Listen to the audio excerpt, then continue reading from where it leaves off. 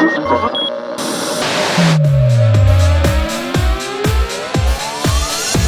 everybody, welcome to InPsightRadio. I am your host, Danielle Egnew, and you are a fly on the wall too everywhere. This is so exciting. We are rolling in to Thanksgiving of 2019, and I have a very special 2-hour broadcast for you today on gratitude and prosperity. And I'm going to be referencing a seminar that was one of the incredible seminars I did that was around gratitude and prosperity and how we can use this time frame to our benefit. And this was one of the seminars I did up in Billings, Montana. It was a fantastic sold-out opportunity for folks to hear about these spiritual physics. And rather than recreating the wheel, I want to give you access to listening to how the spiritual physics of gratitude come into this space of grand prosperity, especially as we come into a time frame of giving thanks, everybody. It's a thing. So without further ado, I give you our special 2-hour broadcast on the spiritual physics of gratitude and prosperity because I am grateful for you. So guys, gratitude and prosperity. Where we're going to start with all of this is to deprogram what we think money is. We're going to deprogram ourselves from our idea of money. Now, why is this forum a little different than any other rah, here's how you can make $1 million manifestation forum? You guys, because what we're going to do today is we're going to break down the spiritual physics of what prosperity actually is and why the heck we've turned it all into money.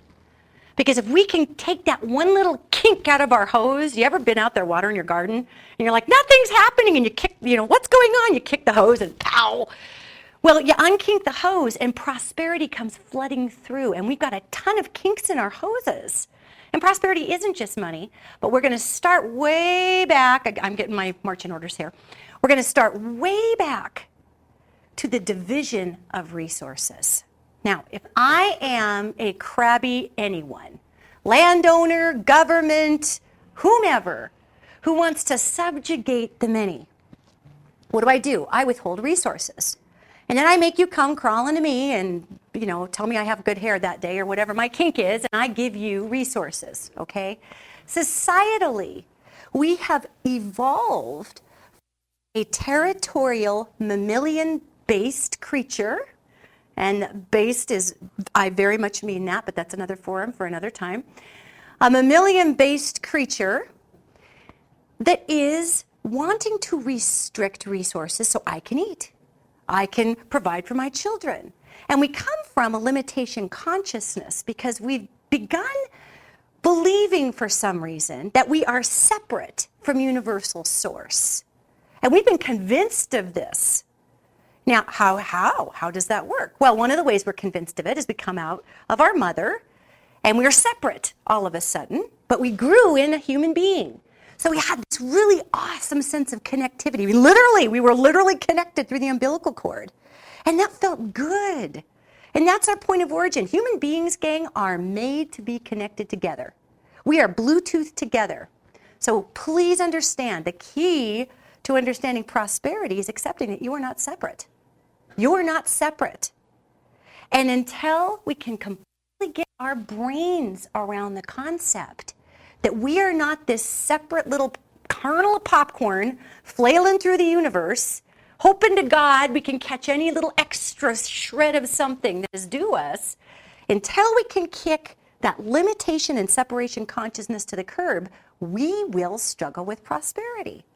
In love, in money, in opportunity, because we're too busy convincing ourselves we are separate. So going back to this, we didn't start separate. We grew, all right, in another human. Then we come out of that human, and what's our welcome to planet Earth? A nice kid. Yeah, that's it. Hi, welcome to the planet. Buck up. That's a little shocking, and of course, doctors now are realizing that smacking a baby on the butt just to get it to cry is not the best idea, yet most of us came through during that time frame when a whack on the butt was your welcome to Earth. Okay? So right there, what we are taught instantly is that separation equals pain. Separation equals distress. Think about this. You're this little baby all growing in your mom and perfectly climate-controlled environment, and you really don't have any sort of mentality of space or separate being. You're just fine, and you're fed, and you're good, and you're resting, and somebody walks everywhere for you, and you just hang out. And it's that to, I have nerve endings. Whoa! Now they're realizing now that you can do all kinds of things to make babies breathe. You can hug them, and they will cough and breathe. It's amazing. You know, before Western medicine was sticking women's on their back, sticking women's on their backs, forcing them to just hard. Good Lord, I'm a Montanan, come on now. They actually let us squat down and let gravity help pull that baby out of there. Not, well, this is easier for me to see, so could you just push till your brain aneurysms? Thank you. So we've come so far out of our channel of being in union, not only with our design, you guys, but with what we are as a species. We are so over here right now that we're like little baby fishies trying to swim up a really rotten current. We're trying to find our way back. So the first thing that you do, if you really want to get a hold of this prosperity issue, and why can't I get on top of my money, and why can't I get out of my own way, you must begin believing that you aren't separate from a source. Because I'll tell you one caveat. I talk to angels all day long. I talk to off-worlders. I talk to former humans. I talk to dead people. And the universal rule here is free will. God cannot force miracles upon you. Universe will not force you to have a good attitude. Yet how many times do we get out there and go, show me why I should trust you, universe. You give me one good reason. And I hate to tell you, even your angels are like, oh, look, they are learning the lesson of separation. Good for them. They are thorough. So, you know, nobody's going to come along and say, listen, you must be hopeful. You guys, so think about this. You're not separate. I'm not separate. Who knows what dark matter is? Dark matter, okay, this is super cliff notes, and we'll get on to prosperity. Of course, all of this has to do with prosperity. Yet you can't talk about money without talking about connectivity. If you separate one from the other, there is poverty consciousness right there. Right there. Dark matter is this fascinating, awesome stuff that they have now detected scientifically that is actually the matter that connects in between the particles of atoms. It's what keeps those particles together. It is the in-between space in all of the universe. It's called dark matter. It is the largest singular bolt of cloth that we are aware of in the entire third dimension. Because dark matter isn't separate. Like it can't be, here's a piece of dark matter. No, dark matter is one big continuous thing. So the dark matter in between my cells weaves down here and goes through the carpet and goes up through Chandel and goes up through this plant and goes over there through you. We are literally, physically connected. Not ideologically, not, oh, in the spirit. We are physically connected. Now, this is a mind boggler because what did we get taught right out the gate? Welcome to separate. Woo! So we think we're separate, but we're not. Now, if you want to keep believing you're separate, the universe will provide you with the lessons that you seek. So if I want to believe I'm separate from all things because of my pain that I've incurred in my life, and a lot of times we will believe we are separate because A, that's what we've been taught, and B, the devil we know is better than the devil we don't know. Who's heard that saying? And what does that mean? What that means is if I already know what being on my own and suffering and eating top ramen every day and nobody ever helps me out and looking out for number one, by the way, it's not 1973, please let go of that ideology. And if I believe this, then do you think the creator of all things is going to come by and grab me and put my face on the mat and say, I'm going to take your free will away? I am universe, and you will believe as I have you believe. That's called a human. Universe isn't going to do that. Universe says, oh, God, I'm sorry that you think that. I have 50 million gifts for you. Anytime you want to put aside this crazy idea that you are separate from each other or the plants or me or Whatever your idea of creation is, this is, if you don't believe in God, that's outstanding, whatever. That's you. That's your deal. We're just talking about connectivity here. If you want to go there, universally, the physics dictate that you're allowed to. That's called living in illusion. Now, let me draw this big fat picture. If I decide that I am separate, because I really, really believe that, because I'm human, right? So that's what I think. Because, right, isn't that what we're taught? If you can't take care of yourself, you're no good. Don't you be taking your half out of the middle by asking for help. Good Lord, we're supposed to ask for help. Our karmic lessons involve receiving and giving. And that is going to get us into our gratitude concept in just a second.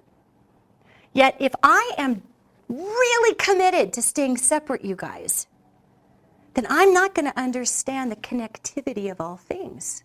I'm just not. And that's going to get rough. Now, if I decide to keep myself separate, even though I am connected, I'm getting all kinds of really great prompts and messages coming through this dark matter, okay? If I am suffering, you will feel it. If I'm on a high and I have success, you will feel it. Yet we have trained ourselves not to feel these things because we are convinced we are separate. So we're convinced that this is a bunch of crap that I'm talking about, and really what we got to do is get in there with our heavy lifting. We have to add to our resume. We got to save for our 401ks. We got to make sure that every bit of our third dimension, jot and tittle is in its right place. Now, there is such thing as discernment, you guys, and of course we want to be prepared. Yet, if you truly believe that you are just this autonomous carbon unit floating through space and all things are authored by you, that is poverty consciousness. That is poverty consciousness. We can't do anything completely by ourselves. And people say, that's not true. I do stuff all by myself all the time. Really? Who works on a computer? That means you and that computer is co-creating whatever work that you are making. Well, but the computer's a machine. Yes, but the computer is also receiving that book that you're writing. Well, no, then I'm going to write my book in a ring binder with a pen.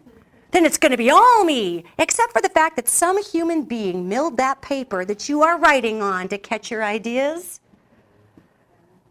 And then what do we do as people? We flip out, you guys. Our egos flip out. We flip. Well, wait a minute. What about me? What about my autonomous self? What about my contributions? Because we are taught that the value is the self. Yet, you guys, the value is the self, yet the value is the self as we choose to apply it to all things. Not just the self. It's the self as we choose to apply it to all things. Okay, you following that? So just being fabulous for the sake of being fabulous strokes the ego, which is the lower self. That's what psychology calls it. That's what some of our metaphysical community calls it. I would actually call it a rather limited way of viewing who and what we are, because we're not comfortable with the spiritual self, okay? If we're comfortable with the whole self, we have enough, oh God, I don't know how to say this without saying it this way, so I hope I don't offend anybody. If our cojones are big enough, all right, we don't need to have 455 look at me ribbons pinned to our chest, because we understand that the gifts and talents we bring to the world, the edification of others through our works, are our little buttons and shiny pieces. Now, of course, we as human beings do grow if we receive acknowledgement. This plant grows if I give it water. Acknowledgement for anything that we do, good or bad, which gets into another discussion, is the water for the human spirit. All these people shooting everybody in malls right now, in schools, they feel invisible. When I, as a psychic, tune into those people who are shooters, they feel like their purpose is out the window and they've gone invisible. And there is such a rage to that invisibility because they truly believe they are separate, that they don't matter, and that they are invisible. And they shoot people because what do we do when we're scared? A lot of people lash out. Shooters are terrified people. They are not these rageful, strong people. They are about 2.5 years old on the worst tantrum ever with a semi-automatic weapon. That's how their energy comes off into the world. So when we're talking about prosperity, okay, and money, the first thing you got to do is get your head around the fact that you are not separate. And being connected does not take away from who and what you are. It does not take away from your doctorate's degrees. It does not take away from the fabulousness of you. It doesn't take away from your personal accomplishments. It doesn't take away from your artistic aptitudes. Who here does art in some way, shape, or form? There we go. All right. Artists, we are channels. I do all kinds of different art. I'm a musician. I oil paint. I'm a channel in my spiritual job. Art is a channeling aptitude. Now, if I decided that my music is mine, it is mine, but sometimes I come up with stuff, you guys, and I'm like, where the heck did that come from? I got to put my name on that. Awesome! Yeah! You know, it's just amazing. And yes, I am the vessel that it comes through, and sure, I get to put my spin on it. That's cool. Yet my entire identity is not based on singularity. It is not, look at Danielle Egnew and how magnificent she is. Oh God, don't catch me at 10 a.m. Whoa. You know, it's about what we can do and bring through. So prosperity not only is completely synonymous with understanding that we are not separate, but it is completely synonymous into acceptance with our own gifts and talents. That's the second step. You got to go into acceptance with your own gifts and talents. Now, I see a couple of thought clouds popping up in here. It's like, what the hell has this got to do with money? I will tell you, this is a wonderful weave together how they lay this stuff up. If I am in denial about my gifts and talents, say I am the best bricklayer ever. Say my masonry work is insane. And I can get in there and keep people safe and whoop up a wall, and I save on materials for the person who hires me. Yet I was taught by the society that has perpetrated this idea of the cult of limitation in which we have been inducted, every single human being on this earth has been inducted into the cult of limitation. If I really believe I'm separate, and I've been taught that, well, being a bricklayer is all right, what you really need to be is the head CEO of a tech company, because then you're not invisible, and then you matter, and then you'll make the money. And I'm thinking, but I'm kind of bad at math, which is probably not true. If I'm a Mason, I'm probably great at math, but pretend. So, okay, oh God, I'm really bad at math, and I really can't stand sitting in a cube. But I believe that in order to achieve money and prosperity, I need to be a CEO. So I'm going to take these natural gifts and talents, which my soul brought into this body for a reason. If you are alive in this room, which all of you are currently, then you are here on this earth for a reason. You're here for a reason, and the reason you're here is going to change throughout your lifetime, gang. It's going to change. So don't freak out if all of a sudden you're doing one thing and the universe goes, fabulous, thank you, you've graduated to another purpose. We freak at those change times. We freak. But all of my ribbons and bells and whistles and plaques on my door are in this area. Come on, man, I got to start from the bottom and go up. No. If universe is ever trying to move you, it is always up. It is always up. So we must be in acceptance with our gifts and aptitudes. Rather than trying to squish the square peg in a round hole that doesn't work with our aptitudes and then figure out, well, I'm miserable in my job and I suck at my job and now I can never make enough money. Gang, you have jumped the track of your purpose and you are allowed to go four-wheeling anywhere you'd like in this incarnation. Welcome to Earth. You can go four-wheeling on any path you want, even if it's not yours. And you might break an axle, and you might blow an engine rod, and you might have to walk 20 miles back, but please don't blame the universe for that. You chose to go four-wheeling in an area that wasn't maybe necessarily your design. And that's okay, because we learn about the self doing this, you guys. There is no broken axle in this lifetime that is wasted. Not one. Not one. I got a whole garage of broken axles. Let me talk about broken axles right here. All right, I have blown tires, broken axles. I think I've replaced my engine at least 3 or 4 times. Okay? Wow. Just insisting on going after. Insisting on going after paths that I thought I needed to be on because I thought that defined me. I've done that. Whoopie-doo. I'm human. Yay, I get to do that. However, may I encourage all of you, especially in the younger sex here, you don't need to go through as many tires as I did. It gets expensive and stupid. So, guys, it is never too late to acknowledge your purpose. Ever. I see little thought clouds above people going, but what if, I'm 40, I'm 50, I'm 60, what if I haven't, what if, and I always wanted to do this and now it's too late. No, it is not. Now, there are certain physical limitations we have. If I wait till I'm 85 years old and then decide I want to go into the Marines, they may have an issue with that. Not because I suck, but because I really can't, maybe carry that 90-pound pack. Now, maybe I could. Maybe I could at 85. We'll see. I am in boot camp. We don't know. But there are never areas, gang, in our life that are too late, too much, too, with the exception of a few physical issues that we'll come into periodically. We tell ourselves, I'm done. And that's not true. That's fear. Rule number 3. Fear and prosperity cannot exist in the same place at the same time. And that's a roughie. That's a rough sucker. Fear and prosperity cannot exist in the same place at the same time. And they're going to get into why here. Why is that true? Well, fear stops our forward progression. Think about a little bunny rabbit. And here comes a predator. What does that rabbit do? It stops. Fear. Humans get to try out scenarios in our head to see how comfortable we're going to be going into them. Because we live in a free will environment, we get to try on every scenario, any scenario. And typically humans, being brought into the world that way, try out the worst scenarios first.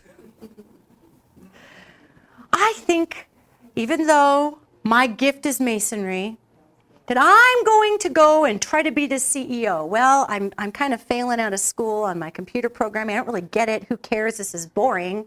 Why am I dealing with binary when I want to deal with bricks?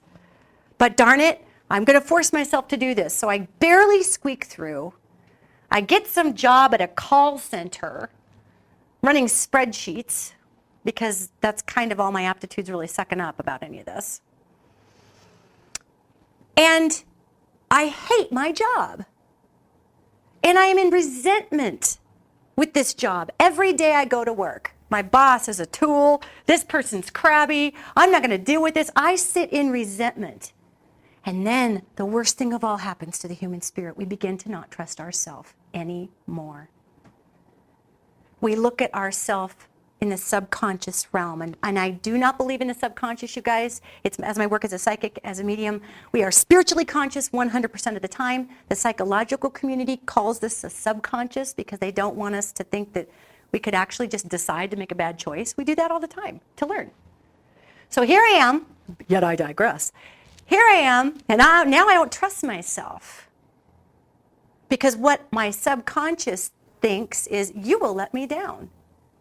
Out of fear of lack, you will put my butt in a cubicle every day of my life and have me doing something I hate. So I don't trust you anymore. Listen, sister, you're off. And guess who gets mad at ourselves? We do. Yet that comes out so sideways in our culture. This presidential candidate sucks, and I hate my job, and these drivers are blah. You're mad at you. Because you didn't listen to you. Because maybe the trunk of information you were pulling from might have been a little biased or distorted.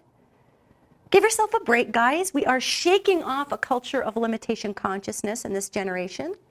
So give yourself a little break. You're not a mistake if you make a mistake. And according to your angels, choosing to go off-roading on something that's not your path and breaking your axles is completely valid because you learn what you are not. And human beings as a species, I say this all the time, we learn through contrast. We learn through contrast. Off-worlders, very few of those guys, we're talking ETs, aliens, very few of them learn through contrast anymore. A lot of them are so advanced that they don't have to go drink 25 martinis to decide that's a bad idea. That's a human thing. That's bad? Only if you got to work the next day. So, spoken like a true Pisces. All right. So, truly, if we are in fear, and because we can't trust ourselves anymore, because now we've stuck ourselves in a job based upon what we thought was the right thing to do, and we hate our life every single day, then who are we going to trust? We can't even trust us. That creates fear. The minute that you feel like you can't trust you, you go back into that consciousness of being separate. Who's going to look out for number one? Who's going to look out for me? And now you're separate. And in that separation, we fear. Just like those shooters I was talking about. They get so separate that they get drunk on that illusion of being invisible and ostracized from this body of humanity, and they freak out and they kill people. That's really what happens. Every single shooter I've ever looked at, every one of these terrorists who go running into these buildings with bombs strapped onto them. Yes, sure, maybe it's their religious belief, yet underneath of that, they are afraid to be alive. And boy, does death sound like a good idea. It sounds calm and peaceful and doesn't hurt. So let's go do this. So fear and prosperity cannot be in the same place at the same time. So what do we do to arrest this gang? Well, first of all, you got to start getting your brain around the fact that you are not separate. Secondly, you must accept what your gifts and talents truly are. If you're a Mason, go be a Mason, please. And that we're going to get to why we don't do that in just a second. And thirdly, trust yourself to go be that Mason. Trust yourself. Now, why don't we go do these things in life? Why? Because we don't trust ourselves. Well, I don't know anything about masonry. I don't know anything about that industry. I'm 45 years old. I'm not going to change careers. What am I going to know about masonry? I don't have connections. I can't make it. Oh, Lord, listen to that limitation talk. Really? Because I hate to tell you, gang, but we design our universes. Yes, we are on the other end of rotten stuff sometimes. That is part of the free will environment. Ever be driving down the highway and a truck breaks your windshield, just a little tiny crack that if you don't get it fixed ends up being huge 2 summers later. But just that little chip, you know, that's what being in life is. Sometimes we get a little nick from someone else's lesson. And as humans, we're taught to look at that nick, and then it's all about the nick. See, I knew if I drove on that road, I would get a nicked windshield. Oh my God. Or we could say, hey, my windshield got nicked. Bummer. I'll go get it checked out and changed. Then we pull in and we get it checked out and changed. Maybe we're in a conversation with the person who's changing our windshield.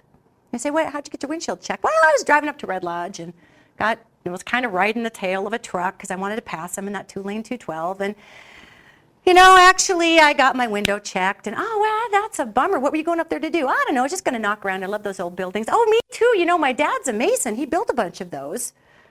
Your dad's a Mason? Yeah, my dad's a Mason. Wow. I was always been fascinated by brickwork. Seriously? Because they have no one that will apprentice right now. Let me give you his number. That is how universe tries to help us, but we're too busy freaking about the check in the window. Because we are taught that everything we see, this is it. This is not it. This is the holodeck, gang. I hate to tell you, it's the holodeck. Who watches Star Trek in here?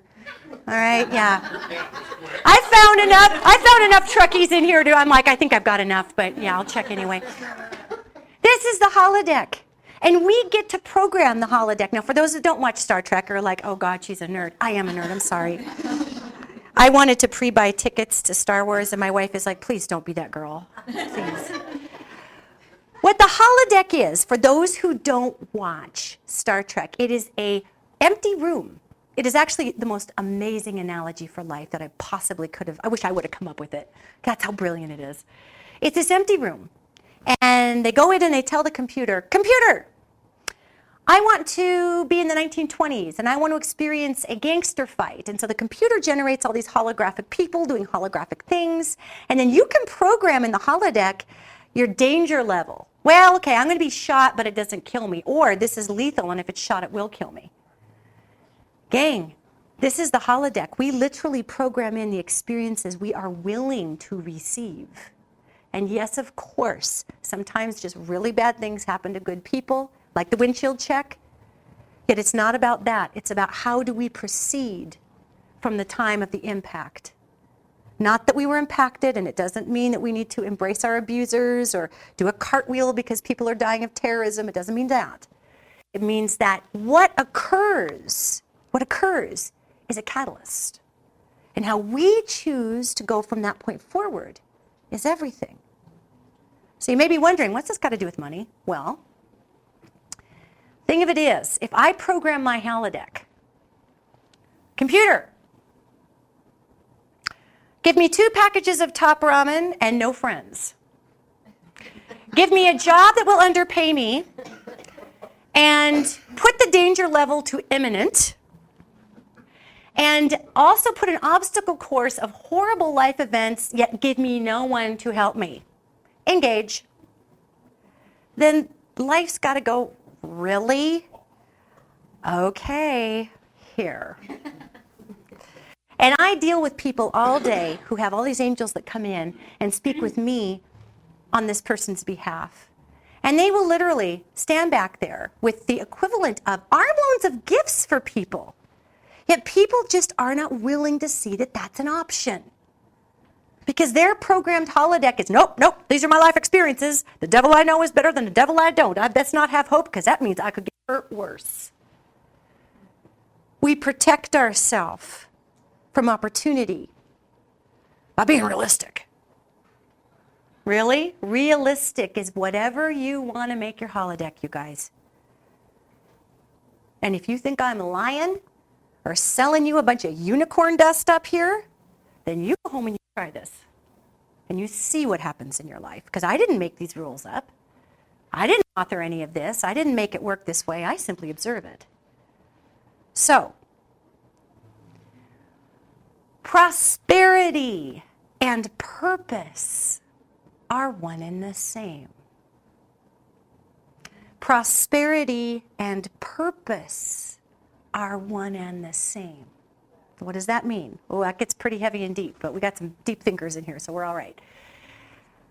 If my purpose is to be a mason, because I love it, and I have no idea how I'm going to make $1 being a bricklayer, because I came from the IT community, remember? That's what I went to school for.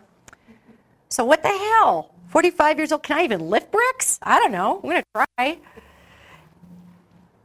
If this is my gift, it is how I am meant to sustain myself. If it is your gift, it is how you are meant to sustain yourself. Now, this is where we get a little bit confused about this, okay? I am also a musician. I'm going to throw myself so far under this bus right now that I'm just going to flap around the wheel well for just a second. I am also a musician, okay? And for many years, 100% of my value in myself was placed in that occupation. Because that's how, well, the world trains us, for one thing, but that's also how entertainment trains you. You got to stay on top of the charts, which we never did. We charted. We were never on the very top of them. You've got to stay relevant. You've got to get out there in media. You got to change up your look and your sound every few years. And there is a restlessness to it of not being able to just say, wow, this is what my music sounds like, because it's a bunch of marketing. The music industry is about 95% business and about 5% music. So there I was, just dedicated to making sure that, by God, in order to be successful, I need to make money as a musician, because I'm calling myself a musician. Because what does our low ego do? Our low ego tells us, well, if I don't make the money in the area that I hung on my door, I'm a failure or I'm a hobbyist. Because that's what we do in this life. We say, what is your gift and aptitude? Well, are you making money at it? Oh my God, right? So, I did make money at it, but it stressed me out. Because look what I do now. Now, I still do music, but I do it for fun because I love it. And I don't worry if it makes me money or not. Of course, we all get worried now and again, when the AT&T bill comes through the mail. Yet, I don't worry. And if I catch myself worrying, I acknowledge it and say, what's that about in you right now? Weird.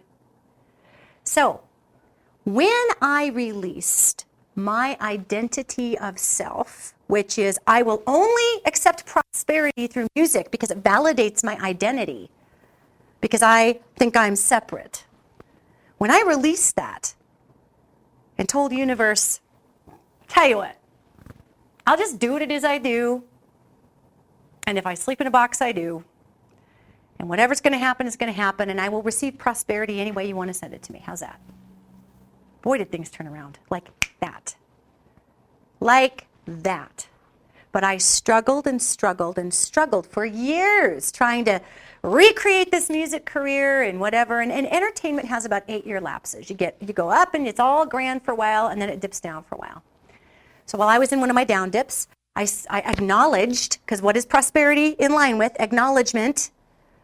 I acknowledged my spiritual gifts and talents, which always existed, but gosh darn it, I was a rock star, so let's make sure to have that one out front. Who cares? Really, my perspective on this now is so different than in my 20s. I'm like, oh my God, really? My holodeck program needed to change. However, in our 20s and 30s, we oftentimes try to learn about the self. That's what we're doing. So, allow the prosperity to come to you through your purpose. And allow your purpose to lead you to prosperity. Now, gang, this is the part that we as humans don't often like to hear. In order for our purpose to lead us to prosperity, we must trust the self that we know what our purpose is, and we usually don't because we decided to take an IT job instead of a masonry job. So we've got to go back to the beginning with the self. And learn to be okay with what's always turned our crank. And what turns your crank at different parts of your life will change as you change. We must also be okay with change. We have to be okay with change. We're supposed to change, you guys. We're supposed to change. We are taught we are not supposed to change by a sociopathic business model that needs us to execute the same widget in the machine every single time to produce it a profit. You are not a widget. You kind of are spiritually, but your widgetness is supposed to change as you go along. It's awesome.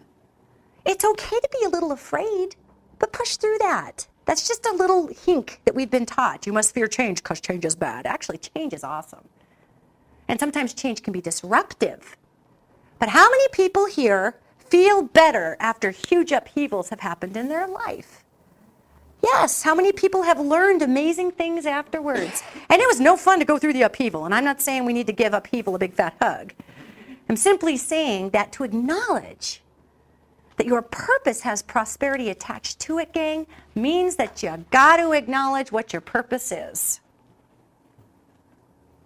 And that takes trusting the self.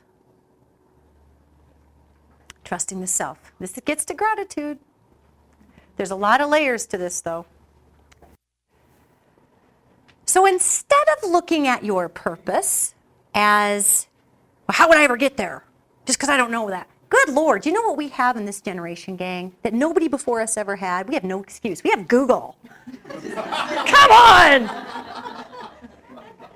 You don't need to be psychic. You need to be able to Google, all right? And ask your friends. Sarah, may I use you an example? Okay, thank you. It's my sister-in-law, Sarah. And it's not my wife, who looks just like her. So, that's true. That's all right. My sister-in-law is a great example. Recently moved out here from St. Louis with her wonderful husband and her 4 children. They completely relocated their entire lives because she loves Montana. Her husband is a contractor. He had a booming, booming business in St. Louis and has been having a little difficult time just getting his footing and learning, meeting new people and stuff. And her husband is from Palestine. Welcome to Montana! And Sam is absolutely the most outstanding guy you'd ever meet in your life. Totally, isn't he great? Over promises, or over delivers, under promises, whatever. So Sarah has been spending time raising 4 children at home for the last many years. And recently said, wow, I've got all this art in me, and art runs in my wife's family. And so she's like, oh my God. So she recently started an Etsy store and just started making these walking sticks with these amazing burned, beautiful patterns into them. And she paints and she does all this stuff and had the courage to say, God, I don't even know how to do this. I'm like, dude, there's Etsy. And then it's like, well, should it be PayPal or Etsy? I'm like, I don't know, look it up. So, Google it. But here's the deal. If we don't, and now she's on Etsy with Sarah's Inspirations. She's got a Facebook page. If we choose to not actuate that which is calling us, what? I just saw you. That is so cool. See? And that is how this works. So if we don't take that step to initiate our dreams, our purpose, if we don't take that step, universe isn't going to take it for you. Your angels aren't going to get in front of you and say, let me give you 50 good reasons why you should. Please, like some weird, needy girlfriend, they're not going to get up there and be like, please love me, please. They're going to be like, well, dude, you don't want your gifts and talents. Okay, well, there's always next life for you. We'll see you next life. And then it's like 5 minutes to them, and it's 85 years of us grinding our teeth and going, why have you forsaken me? But why? Why do that? Why?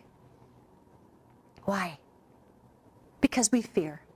Or here's the best limitation consciousness lie of all. Well, it's already been done. Why should I do it? Already been done. Not the way you would do it. It's not been done. Hate to break it to you humans, but every single one of you has a completely unique spin on everything that's ever been done. And in that unique spin, you will bring through something that's never been done. You can't do it if you don't do it. Does anybody know what the most successful to date advertising campaign is? Nike's Just Do It is the most successful advertising campaign ever, because it's true. Just do it. Why don't we? Because we fear. Why do we fear? Because we don't trust ourselves. Why don't we trust ourselves? Because we were born into a cult of limitation that told us if you do something, it's probably going to be wrong. Welcome to Earth. So, try this. We are all adults here. We can make any decision we want. Prosperity follows purpose. And you guys, and I'm not meaning to sound like tough love Tilly here when I say this, yet we truly have no one but us to hold accountable for not following what we wished we did or could do. And that may change in our life. We might have physical limitations we didn't used to have or whatever, yet I guarantee you, the universe is not going to set you up to feel crappy about yourself. I guarantee you that if I'm 85 years old, my perspective may be slightly different than it was when I was 25 and wanted to be a Marine. There may be something else I am called to do at 85 that I can handle at 85. The universe doesn't set us up to fail. We do. Because we're afraid to engage our full purpose. We just are. So, prosperity follows purpose. Get out there and start to do it. I hear this all the time from musicians, and I used to be this musician, so I can talk like this about musicians. People say, you know what? Why am I not a rock star? Why am I not selling millions of records? And I will look at this musician who's made zero effort to get out of Billings, Montana, who's made zero effort to get on to Reverb Nation or CD Baby that distributes to over 40 online distributors, in case anybody's interested. You know, they've done none of the work, but they've got all of the resentment for why they are not loved and appreciated in their career. Gang, we got to work. You got to get up off your blocks. You got to move your prayer bones. You got to put effort towards your purpose. And why don't we? The battle cry of humanity. It's too hard. It's too hard to change. It's too hard. Well, hell ain't gonna kill ya. Come on now, you'll live. It's just a little bit of adjustment. You know what's hard? Is convincing yourself that you can trust yourself. That's what's hard. The just do it part's easy. How easy was it to Google Etsy, Sarah? It was an afternoon. Yeah, that's how easy it was. Easy. Our struggle is, yeah, weeks of thinking, right? Gearing up. I can do it. Can I do it? I don't know. What is Etsy? I'll Google it. You guys, the struggle's here. What does that mean? Where do you think, that's good. Where do you think the valve to prosperity lives? It lives here. Because this consciousness tells you what you will accept or not accept, right here. I'll accept it or I won't. I buy this or I don't. I'm willing to get over my fear or I'm not. Right here is your train switcher. Seriously, a couple pounds right between your ears. The trail switcher for the whole holodeck is right here. How cool is that? How much power does that return back to you? Keep in mind, humans, we've been taught for generations, you will give away your personal power, please. Because if you maintain your personal power, then me as the jerk who's trying to control all of you has no power. Uh-oh. You have been trained to give away your miracle potential.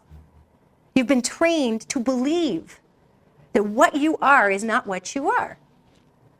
So it's kind of weird, right? We've got to get ourselves out of this haze and realize prosperity starts right here. I can be broke, but I'm not poor. I maybe spent a little too much on boots. Of course, I've never done that. But that doesn't mean the universe is punishing me. That doesn't mean I have no money. It means I spent money. So I will be open to making more money. Accountability. Your switch to prosperity is right here. Okay, so they're going to go forward with this. So this is why we tend to not understand money. You know, it would be like if I walked up to this plant and I said, all green things are plants because I see this plant that is green. Therefore, all green things are plants. So I see someone wearing a green shirt and I say, oh, you're a plant. And they say, what are you talking about? Creepy. Well, you're wearing green, so you must be a plant. No, when we take the idea that money is only this thing right here, it's only numbers, it's only what we do at Walmart, it's only our widgets. We reduce everything to one thing. And that gets hard. Now, women and men are socialized differently in the United States of America. And thank God this is getting leveled out, so it's going to be more of an equal playing field. Yet regardless of what gender you are, how many of you have gone through periods, and be honest, it's okay, because I have too. See my hands up first. How many of you have gone through periods of believing that you can't actually provide for yourself in this day and age? Absolutely. You know why we think that? Because we have bought that we are separate.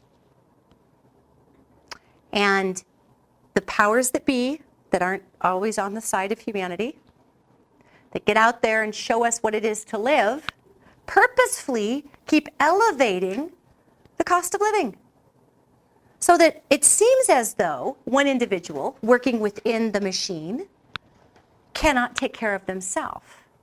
Well, this creates dependence on the workers. So you now need to go out and get 2 and 3 and 4 jobs. There's a wonderful author, and his name is Brian Ray, and he's actually a friend of mine. And Brian Ray wrote a book. And that book is called Revelations Incorporated. It's a very interesting book. It's not a very long read, and I encourage anybody who wants to see how business and money has worked in the United States of America to actually get this book. And not just because I have a dedication in front, seriously. Because when you get it, I don't want you to be like, does she get a kickback? I do not, okay?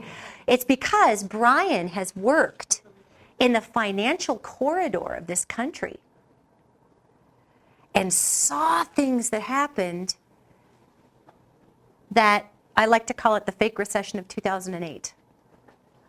And yes, there was a recession, but it was a completely concocted recession to restrict the flow. If I tell you all right now, there's a recession on, look out, nobody's going to spend money anymore, which causes a recession. Duh.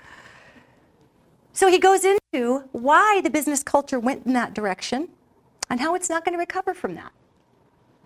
The business culture, gang, is not going to go back to, now that it has, one person doing 8 jobs because they had to downsize.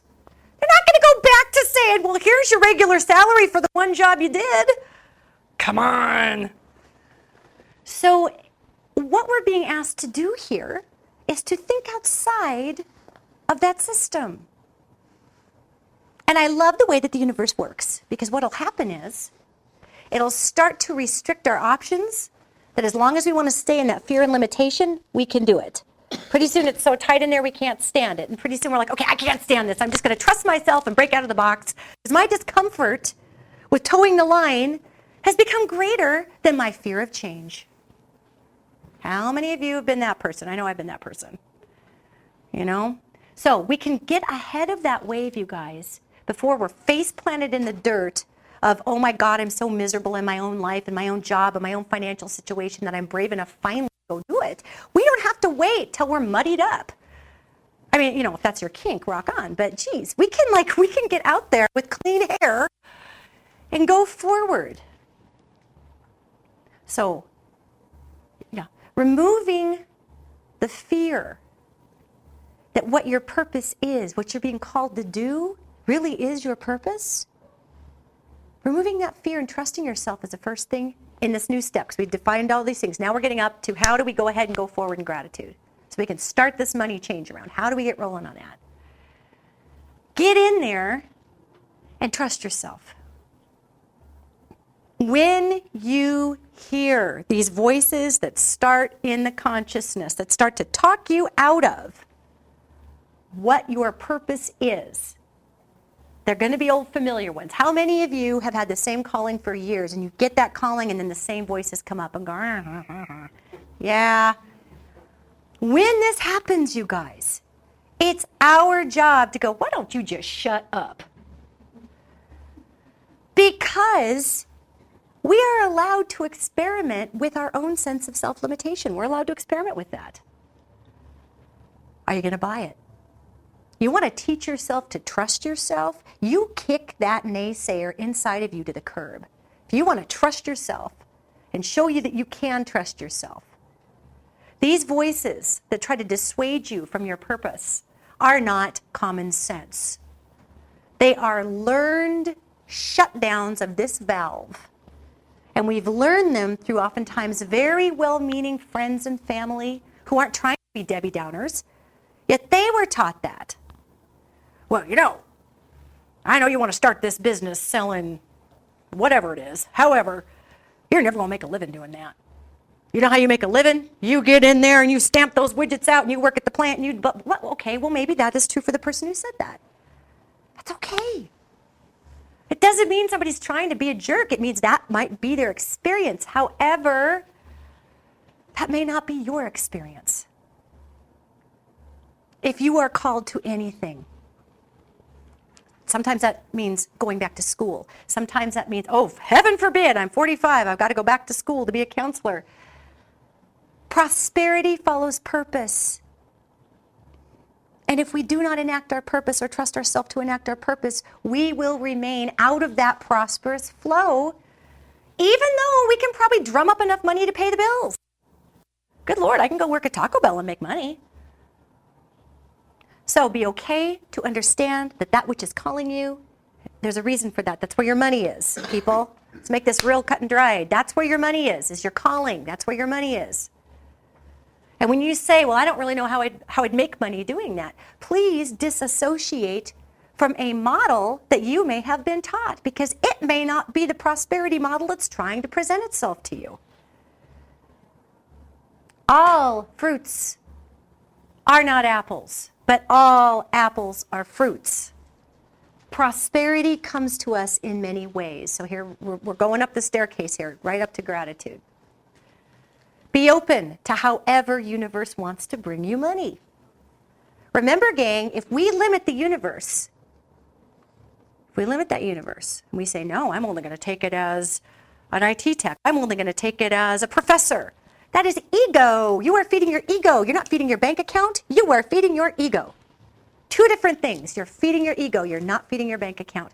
If why you must make money is to validate your profession, you are feeling invisible as a person. Sounds kind of rough, but it's true. Now, if what you love doing is not making you money, keep doing it, but be open to where the money is trying to come in. Because you might have more than one function. Oh my God. Universe may be trying to open all of your gifts and talents so that you can fire on all your pins. One of the most interesting battle cries I've heard as a psychic and as a medium tends to come from women, and I do believe this is socialization, maybe I'm wrong, and it is a model, especially women past a certain demographic, that someone would take care of them. And that's a lovely idea, yet, and if somebody wants to take care of you, let them rock on, yay. I'm just saying, whoever you are, man, woman, gerbil, somebody wants to clean your cage, let them do it, okay? So, at the same time, when we assign away, someone needs to take care of me, that someone is you. And that doesn't mean you've got to go out and scare yourself to death in a job you'd hate. It just means that we as humans are made to fulfill a function. And for some people, that's the blessing of being able to stay home and raise children. Because somebody's like, rock on, I got this. Be a mom. That's a big job. And prosperity comes through those mothers. Because prosperity is not always money, people. The currency is not always dead presidents. The currency could be enrichment of your life. It could be the love in your family. Sometimes your bank account emotionally is full. And if that's what your soul lesson is, then you just made $1 million being a stay-at-home mom. Oh my God, that's Sarah, hats off. Now, obviously, Sarah's now doing a lot of things. She's got Etsy she's running. She's substitute teaching around the district. There's lots of stuff that she's doing. But the idea for me of being a stay-at-home mom is completely overwhelming, because that's not necessarily my calling. But for those that it is, 100% of your prosperity is going to come through that. And the brick and mortar of what's going to keep the rain off your head, I guarantee it, will happen if your path is to bring through children and raise them. You'll be protected, provided for. Yet when we decide that we cannot provide for ourselves, and sometimes even gentlemen feel this way. Look at the ridiculous cost of everything now. And a dude will look at that and be like, gah, try and earn some money and keep my family fed, and everything just keeps going up. Be open to where universe is trying to take you. You guys, we are not meant to be in lack. Getting the most fascinating piece of ideology here. How many were raised in the Christian faith? Just out of curiosity, So we all hear about the story of the Garden of Eden, Adam and Eve and this perfect environment and whatever. And it's really an amazing analogy for having nothing be out of our reach. Yet still nothing is out of our reach. Yet we've been brainwashed thinking that it is. So if you want to make money, if you want to get out of this rut with money, and how do I stop worrying about money, why don't you stop worrying that who you are in this world doesn't have a place? That's where it starts. Stop worrying that your gifts and talents are not enough to make you money. I pay my bills through several different formats in my life. The minute that I stop saying, I will only take money through music, boy, that was easier. Because then here could come prosperity, a little bit here, a little bit there. I'm by no means independently wealthy, yet I'm okay to however this money wants to come in, I let it. Because it gives me an opportunity to fulfill my purpose. Sometimes singing, sometimes doing this. Sometimes consulting on a television show about paranormal topics, whatever. I have turned into the whatever girl. So be the whatever person. Whatever. I'm going to do what I do and do well. Whatever that makes me. And then have gratitude for your ability to go into peace with being the whatever person, instead of fighting yourself on who you are. Have gratitude for it. God, I'm so thankful that I have all these gifts and talents and can apply them any way I want. And you guys, you really think the universe is going to come to you if you're somebody that's a very hyper-focuser and your personality type is to focus on one job? You really think the universe is going to come and ask you to do 70 jobs? No. Universe will match your personality type, your gifts and talents with what is right for you if you allow it. Me, I'm a plate spinner. I like to have lots of plates. I get really bored if there's not lots of plates going. That's not for everybody. So have gratitude that you are built in a way that can do absolutely anything, especially that which calls you. You know, we talk about gratitude and we think, I want to be, thank you, Lord, for my food on the table. Thank you, Lord, for my friends and my family. And of course, those are things to be gracious about. However, gratitude it's a bigger concept than that. And this is why gratitude and prosperity ultimately go hand in hand. If I am not loving what I'm doing, then that prosperity energy is not going to find me because I'm being prosperous in my role. Gratitude is a funky issue of spiritual physics. It is giving and receiving at the same exact time. Thank you for this, whatever it is. It means I am being thankful for something I received. I am giving thanks for something I just made a figure 8 right here. Gratitude. And if we are in a life that we can't stand, doing a job that we talked ourselves into because we never trusted ourselves for who and what we were, what are we going to be gracious for? Not much. Really. So gratitude is the process of being okay with what you have. Oh, that defies the American dream right there. It is being okay with what you have. You know what a lot of people automatically do? About 50% when I give this talk, I can feel it, and the crowd goes, well, but I want more stuff, or I'm not okay with what I have. If we have the need to fill our life with stuff to show us who we are, yeah, I'm totally in agreement here, then what we're doing is, again, that's not about prosperity for you, it's about feeling invisible. I need to stack all these things outside of myself, cars and houses and this and that. See, I'm here. Well, at least you're doing that, not shooting people. Good job. However, when we decide that prosperity is about things, we have jumped the track completely of the spiritual physics of prosperity, and we've gone into being poor. Prosperity is a flow. It is not an identity. Prosperity is a flow. It is not an identity. Money is a representation of the flow. It is not an identity. Yet we sit here and we try to make money the identity, and then we wonder why it doesn't work. I keep trying to have a two-way conversation with this plant, and it's just looking at me like, stop hitting me. So, you can't get blood out of a turnip, gang. You just can't. Money is not an identity, but guess who's been taught that? Most of us. most of us, by a sociopathic business system.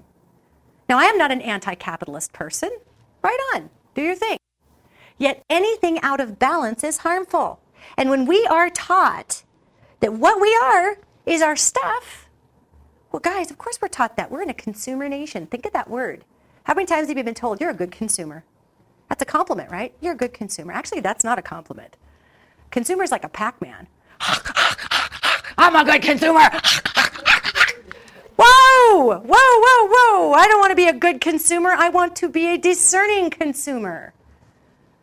I want to be a discerning consumer. I only want to consume that which I require. And yes, obviously, look at me. I am full of bells and whistles up here. You know, you can go ahead and paint the barn a little bit. That's fine. That's all right. That's fun. Okay? That's having fun with the flesh suit down here.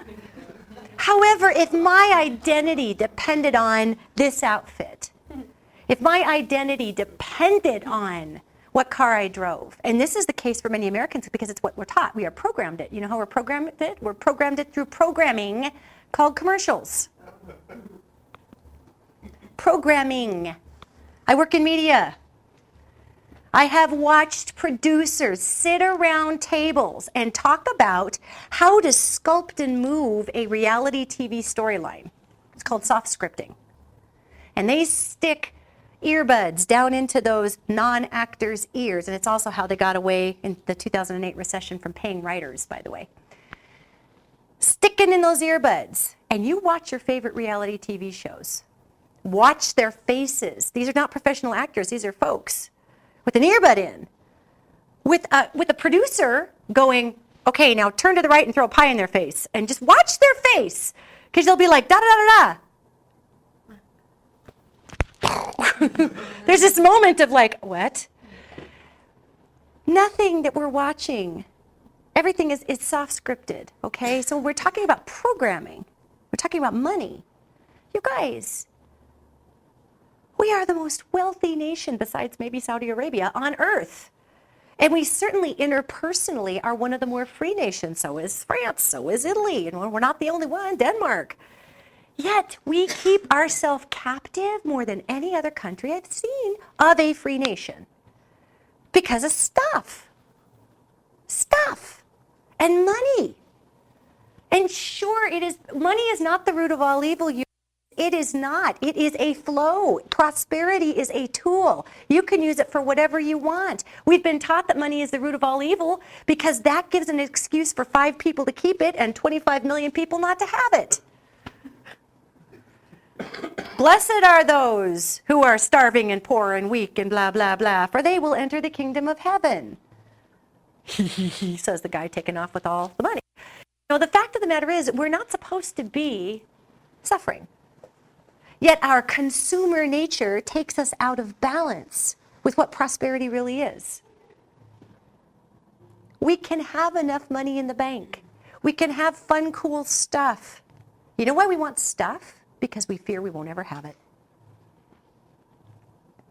One of the most fascinating statistics, and I don't exactly remember the actual statistic itself, so I'm not going to try to quote that, but one of the most fascinating statistics was quoted to me by a friend who worked in social services, and told me that when these folks who were struggling to make ends meet, and they were on food stamps and whatnot, if they did get extra money, the culture within that arena dictated that, well, you better go spend that money before it's gone.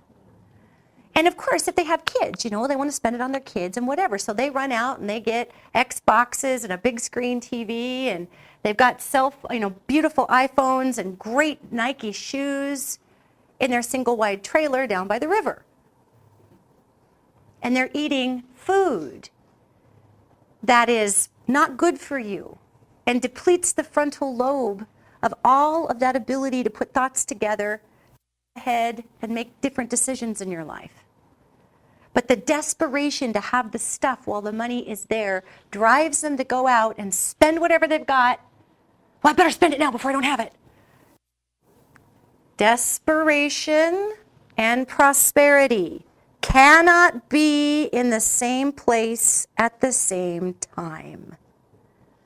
Desperation and prosperity cannot be in the same place at the same time. Well, how the heck are we supposed to get around that when we're worried about paying the power bill? Here's an idea. Stop obsessing and worrying about the chip in the windshield. Don't worry about paying the power bill. Look within at what your gifts and talents are. Tell the universe, I'm willing to go to work anywhere you want to put me, because I am willing to acknowledge all of my gifts and talents, not just the one that looks shiny on the door, not the one I told myself when I was 25 I needed because I feel invisible and now I need to feel really important as a rock star. Not the one driven by ego, because ego does not equal prosperity. Flow does. Tell universe you're ready to go to work in whatever way it will have you work. And then do it. Prosperity will find you. Prosperity will find you. If you are in a job that you are only in because of the money, you will be allowed by universe to stay in that job indefinitely till your fingers fall off doing it. No angel's going to walk by and say, hey, do I have a better job for you? If you are telling the universe that's where you are setting your bar in your purpose, it must honor your choices. Now, a lot of people say, well, I'm not going to just leave a job without a job. Okay, that's discernment, that's wisdom. However, how many people, when you start looking for that job you really want, freak out and then just start looking for the same type of job that you already have because it's safe and you can transfer your credentials and blah, blah, blah. Guys. And universe will let you learn the same exact lesson 50,000 times, and your angels will think you are a rock star every time you do it. And they'll root you on. Yay. Oh, God, I had a client one time. I digress for just a minute. I had a client one time, and she came in, and she was struggling. Her aptitudes were that as a counselor, as a therapist. But that would require that she get out of a banking job. And she spent 25 years in numbers and in banking, you know. And that would mean she'd need to go back to school and blah, blah, blah, blah, blah. Well, she's running the numbers in her head going, are you freaking kidding me? Even though there would be some grants and some loans and some crossfades, and yeah, there might be some uncertainty and whatever. And when she sat down in that chair and she asked me, I asked her if it was okay if I shared this story sometime, and she said yes. So don't be worried if we ever visited, like, oh my God, I'm going to be one of her forum stories. She sat down, and I knew we were going to be talking about work, because the angel who walked with her life path walked right up to me, just so excited. It was just bizarre, and said, she is learning still. And I said, what is she learning? Fear. Okay. And how long has she been doing this? 25 years. She is diligent. And I'm like, so I looked at this woman. I said, I don't mean to be a buzzkill, but got an angel who walks with your life path. And of course, I'm paraphrasing because that just seems sociopathic when you hear it. And I said, I got this angel that's telling me that really counseling. And what has it been, 20, 25 years that you wanted to do this? And this woman's face was just like, ah. And she said, well, yeah, but I can't figure out how I'd ever make money doing it. And I need a message from my angels to convince me that this is what I should do. And I started laughing. I was actually drinking some coffee and I spit. It was horrible. I was like, bleh. I said, well, actually they really think you're a rock star for trying, man. And they're in there going, look, she's still learning it. She's still on this lesson. She's going to get it. Which came to the human interpretation of any time you want to trust yourself, go for it. Go for it. And she did. She did. She did. So she got a really booming practice in Seattle, in fact. Booming. Had no idea how she was going to do any of that. Made a complete career shift in her mid-40s. It was awesome. But it was her calling. And she was scared, and she had this ex-husband that was blowing her grief that she actually asked for a loan from. And he was normally a very not kind person, and miraculously he loaned her the money. It was just like, whatever, here. Universe will work for you to remove obstacles that you perceive to be obstacles in your path. That's another thing about prosperity, gang. There is nothing. This is going to be hard for folks. I know. There is nothing separating you from lots of prosperity except for you. Except for you. Right here. This is it. And gang, it's not everybody's life path to be a Rockefeller. All right? You don't have to have 50 billion, million-y, gadillion-y, squillion-y dollars if you truly subscribe to the law of prosperity. Because you don't need to hoard it if you really believe it's a constant flow. You always will have enough. The Garden of Eden, you guys, is an analogy for ultimate provision. You will always have enough. There will always be enough there. How many times have you been pressed for a bill, and at the 11th and 9/10th hour, all of a sudden that money comes in? How many times? Yeah. You know why? Because you're obviously doing something right to honor others, to honor your purpose, to honor whatever. Universe is over here going, if you'd really open the floodgate, you really wouldn't have to worry. So, we limit us. And we don't like that message. Remember, we've been programmed to believe we are powerless. We must walk around behind the man with the money and fulfill our function to pay our bills. Whoa! Exactly! Oliver Twist, another one. May I have some more? What? You want more? Enter an awesome musical number. So, guys, we do not need to labor under the idea that this money comes from something else. Money comes from you. It comes from you. Now, if what you love to do is retail, and you love to work with people, and you love to work with stores, then go get a killer retail job that you love.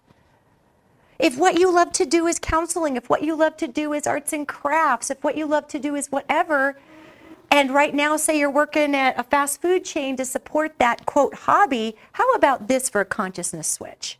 Have gratitude for that fast food chain job, please. Have gratitude for your work because it gives you the capital to do the cool stuff that gives you joy.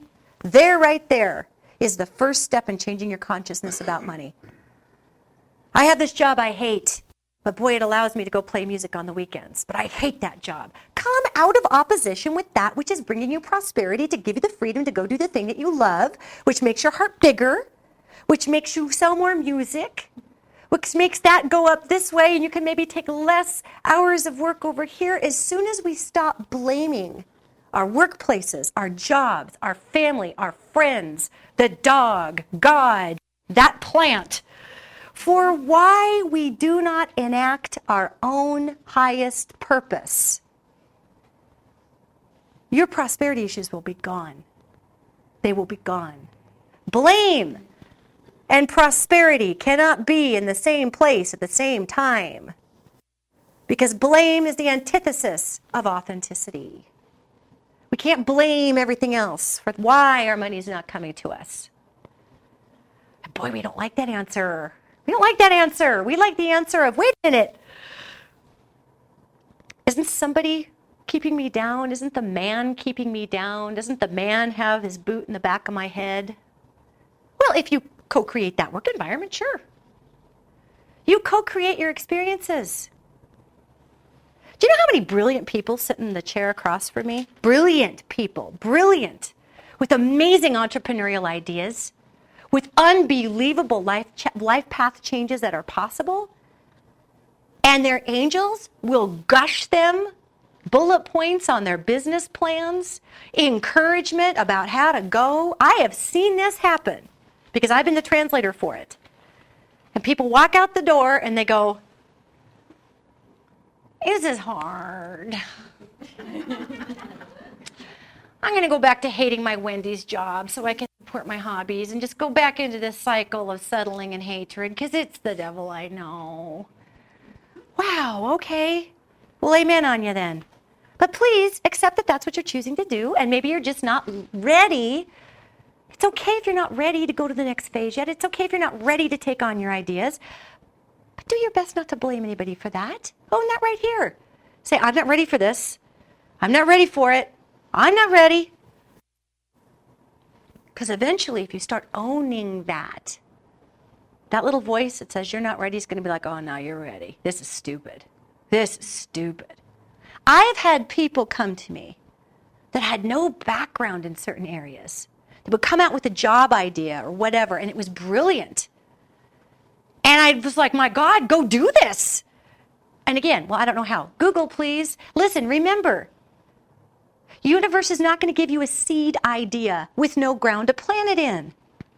Even if you can't see where the ground is right now, universe isn't in the business of wasting ideas, people, time, or talents.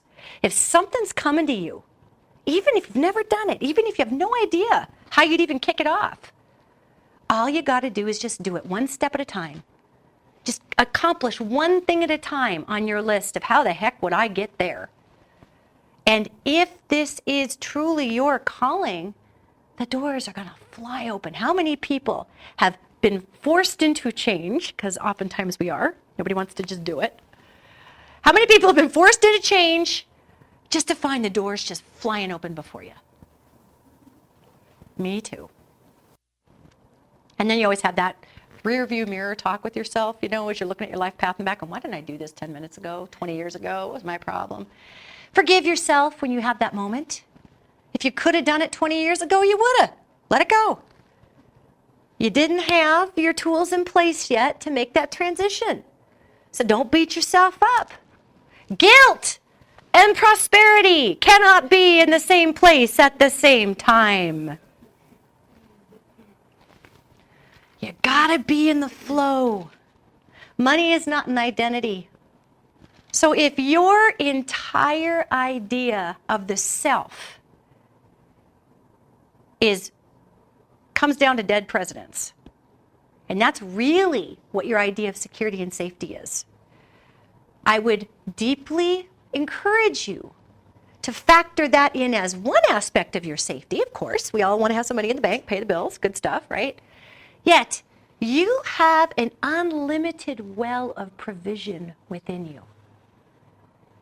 And we get so frustrated when we hear that because we're taught that's not true.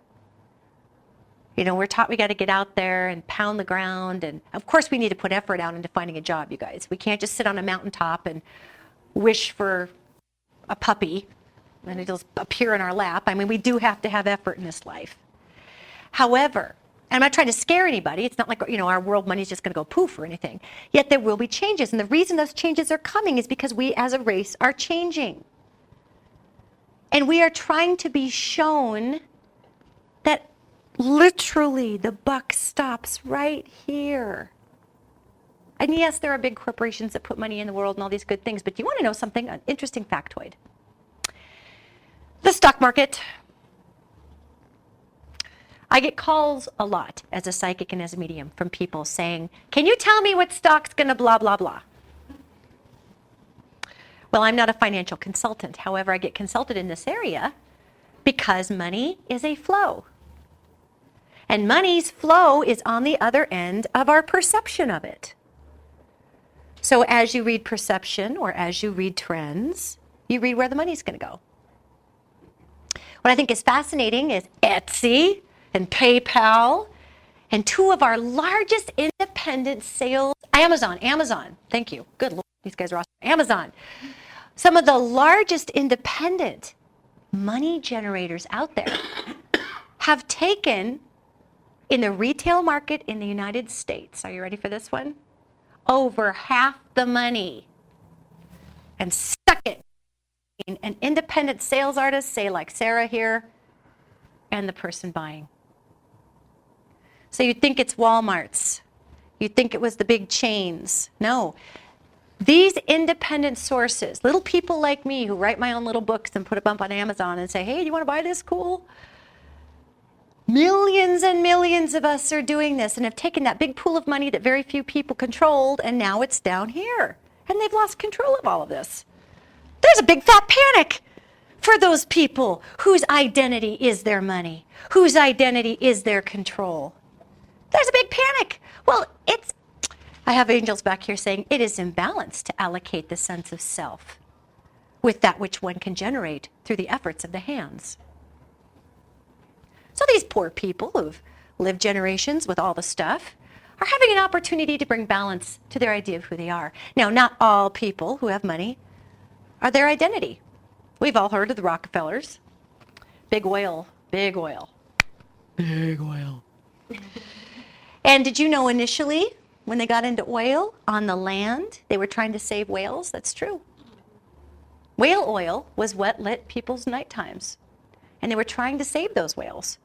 So they went and drilled holes in the earth and said, well, look at this. Now, that's before we understood what was going to happen with carbon emissions or any of that. But the intention was good. And recently, the Rockefellers took $50 billion, like my brain can't even go there, okay? $50 billion out of their oil reserves to put towards green energy.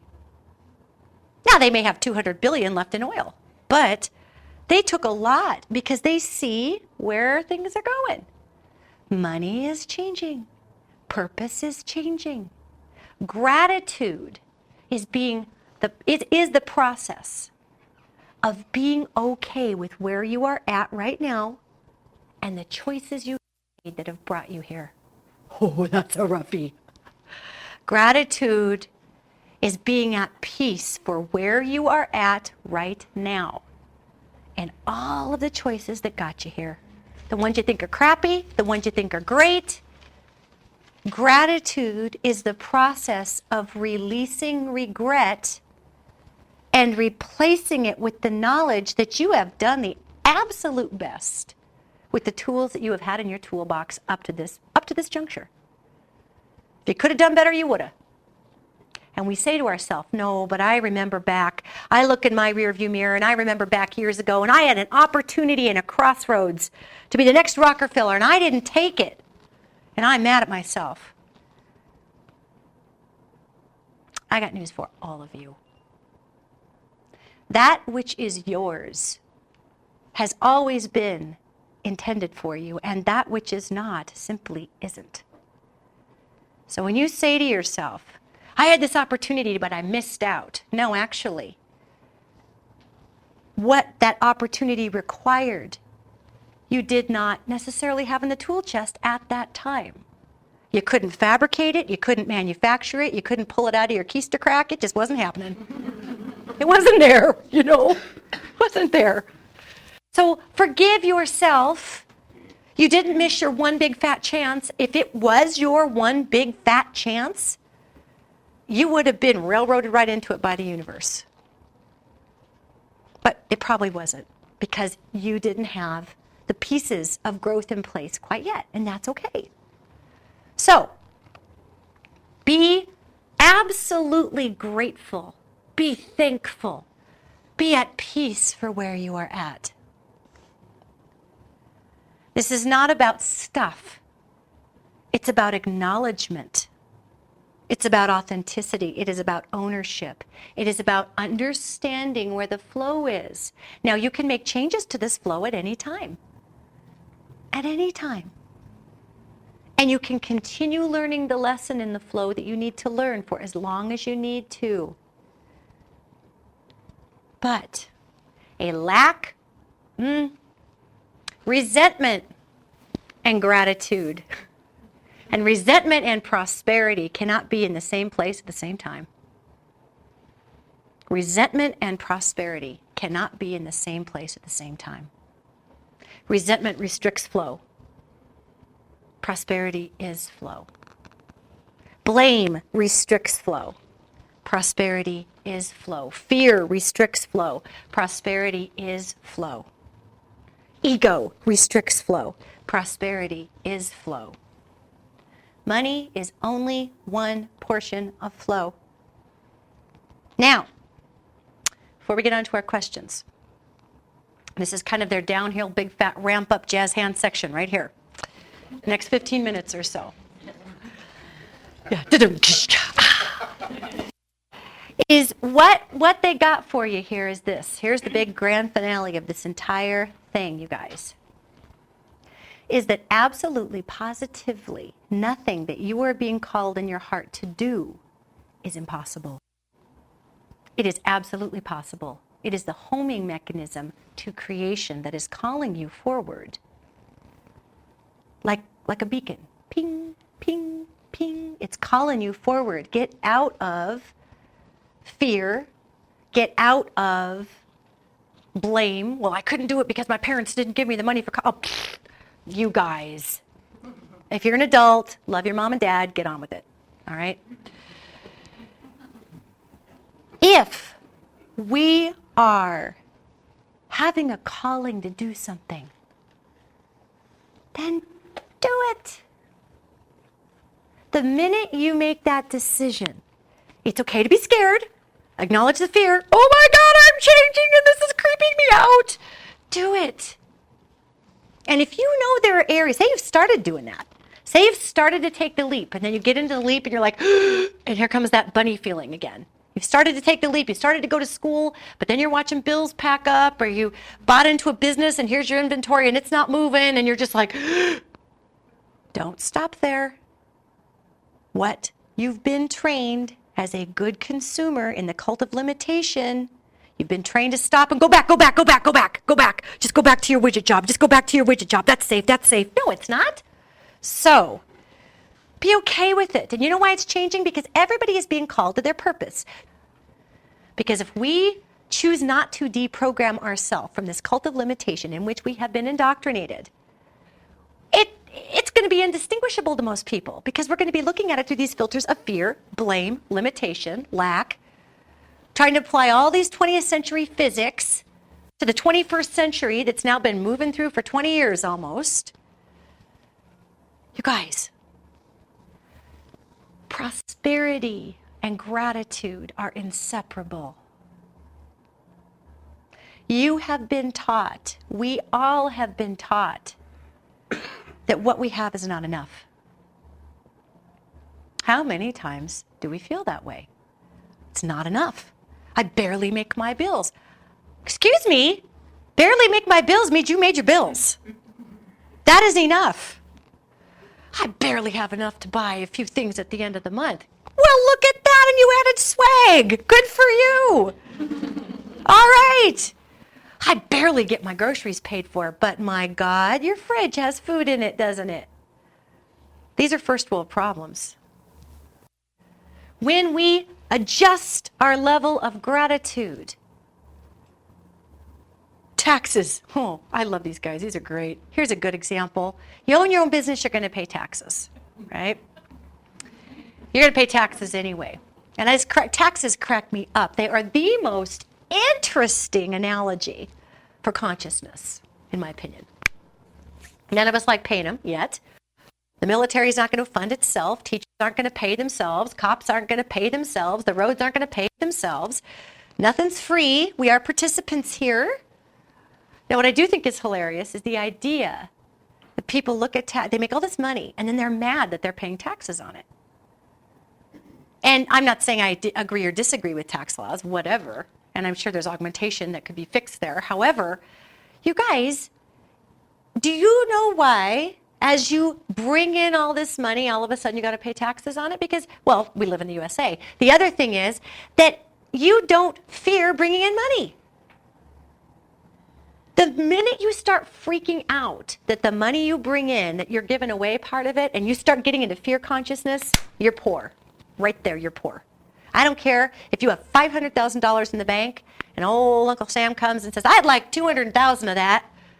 None of us really enjoy that part. Well, wow, I'd love to experience that. Sometime if I have $500,000, I'll tell you how that feels. It'd be awesome. But just say, because that's a big number, right? That's $500,000. And just average in taxes, if you're making that and you don't have the proper write-ups or whatever, you got about $200,000 that's going back in taxes. So then what do? We fear the loss of that $200,000.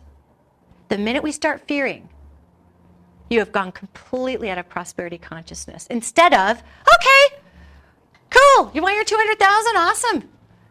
I actually freaked out my tax person this year, Pete, and by saying I was excited to pay taxes for the first time in forever because my business is doing well. And thank God Pete is my cousin and just looked at me like, okay, if I didn't know you, I'd think there was something real wrong with you. I said, no, I'm excited about this. I did well. Boom! All right. And I was good with it. Be okay when you are asked of. Because if you're not okay, that means you don't actually believe that you're an open sieve where all this prosperity is just going to flow. You know, it's really interesting. I've put on seminars before about different forms of money consciousness, and I sort of have boiled it all down to this, because this is the bedrock, and I'm a bedrock kind of girl. And I've had people who've gone to these seminars, and they've stuck like a $100 bill in their pocket or whatever from the bank, and they were on their way home, and they go to take their pants off or whatever, and then the money's gone, like it fell out somewhere. So I get this scathing email. You know something, I go to your seminar, as if it's my fault that gravity's alive, okay? I go to your seminar, and I lost $100 out of my pocket. What kind of consciousness is that? I said, well, you must have got something out of that, because that fell on the ground, and somebody came by who does not have your limitless consciousness that will be replaced, believing everything is only that which they can see. And they picked it up, and they stuck it in their pocket, and they probably paid for groceries. So what are you worried about? Then I don't hear anything. There's crickets that go by for several weeks. So get your head in the game. Obviously, you're doing something right with your prosperity consciousness. Be all right with it. Is that the only $100 bill that existed in the world? Did you have the very last piece of paper with that dead president on it? Absolutely not. Stop acting like it is everything. It is a representation of flow. So just say, wow, that sucks. Well, I guess you're going to give me more. All right, I'll just do my thing. I guess that went to somebody who needed it. I get this email 3 weeks later, very apologetic, because it was a little spicy, the first one. You know, the funniest thing happened. There was a pool at work, and we had all put in $5 for the pool. And I forgot about it. And I won the pool, and I won $500. So the first thing, because it's like the business matched this half a pool, you know, basically. So this person kept 300 of it and gave 200 of it to a shelter that helped women and children escaping abusive situations. And forgot about it because it was an extra in their book. It was an extra $400. That's the way they interpreted this. Because, see, they lost that 100. They were still counting that, by God. So this was an extra $400. And they kept, you know, 3. Or, well, the way that they gave, you know, they kept theirs. And they kept 3 and gave 2. But, again, saying I'm ahead. Like when you gamble on machines, you're ahead. And I'm like, well, outstanding. Congratulations. Okay, whatever. 2 months later, I get another email from this person saying, oh my God, I got offered this position at a completely different firm because they had been working on their prosperity consciousness this whole time. If you give something away, gang, if you tithe, if you give it away, it's gone. You don't give it away because you hope you give this $5 to get 10 back. That's not going to work. You give it away and it's gone. So this person writes, I got offered this job, making 3 times what I was making. And I took it. And I'm scared to death because I'm not sure I can do it. But they offered it to me. And if they're stupid enough to do that, I'm stupid enough to take it. So I went for it. Yet, see the increments here? These are increments. And a lot of times, you guys, we can't just go as a person. We can't just change this ideology overnight. That's all right. Give yourself a break. You know, the longer you've been alive, the longer those messages have kicked around. A lake, gang. Money's like a lake. You got to have a trickle in. You got to have a trickle out. You take the trickle in and push it off, and it dries up. You take the trickle out, and you block it up, and it floods and makes a mess out of everything. A flow has got to have an in and an out. And yes, being discerning with money is part of showing the universe that you can control the flow. Just like a lake. Be the lake, but let some go out. Let some come in. It's okay. And sometimes we're asked to give of ourselves financially when we feel like we don't have it. How many times have that happened? Like something's happened and you're like, holy crap, If I'm to do this financial opportunity, I got to go now, and that's going to take me right down to the quick here. If you really, really are feeling that yank, how many of you, when faced with this, and I'm sure many of you have been faced with it, some great change could happen if I just went for it right now financially. How many of you have got there and said, oh God, no, I have no idea how I'm going to make that back up? And then 3 months later, still lie in bed going, God, I wonder what would have happened if I would have just, you ever done that? You ever had the shoulda, coulda, woulda? If you're having the shoulda, coulda, woulda, rather than beating yourself up, look at yourself, and just say, wow, you know what? I guess I was more ready than I thought to make that kind of investment in myself. And I guarantee you, the minute you do that, something else will come back around. Hey, here's an opportunity to go back to school. If you find you are at a crossroads or are presented with a crossroads, it's financial, again and again and again, it's because something better's trying to come in, go for it. And be okay if you're not exactly sure where that trickling is coming from. A lake does not know that which feeds it. It only knows that it is only so full, says the angel who walks with brilliant sayings. So really, guys, are you understanding why being grateful for who and what you are, for everything you've experienced, for every single thing that you have, for every friend and place that can encourage you, for every desire that's ever yanked your heart, for every fear that has kept you from doing something so you can learn through contrast and decide what it is you want to do, that gratitude is what trumps blame, lack of accountability, fear, hesitation. Do you understand why being in a place of, I have enough in this moment? I have no idea how I'm going to have enough at the end of the month, but that's okay. Because a lake sits there. It doesn't go into the future. It sits there. It says, I got faith, I'll get filled up. I got faith, I'll drip out. All right. You are connected to all things. The needs and desires of your heart. Now, I'm going to pause that because I want to delineate from something. Not, gee, I wish I had a Jag to outdo Jane Doe. Not, gee, I wish I had that 7-bedroom house because I deserve it. How many times have we said that to ourselves? I deserve it. Really? You deserve it. Okay. Let us look at the energy behind, I deserve it. There's a lot of aggression there. There's a lot of resentment there. How about, I would be thrilled to experience it. And if it is not for me, then something different or greater is. And I have gratitude that that will be mine. And it's right timing. And I release it. If you're saying, I deserve, that is poverty consciousness. That is the, I have $10, I better go spend it at Walmart. That is desperation. We all have a birthright of prosperity. We all have unlimited gifts and talents and things and stuff and comforts that are here for us, yet we do not choose them because we keep creating these holodecks that aren't consistent with our design. And then we're mad at God about it.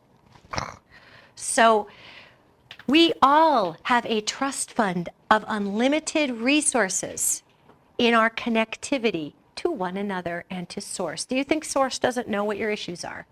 You think Source doesn't know who you are and what you're afraid of and what would turn your crank the most?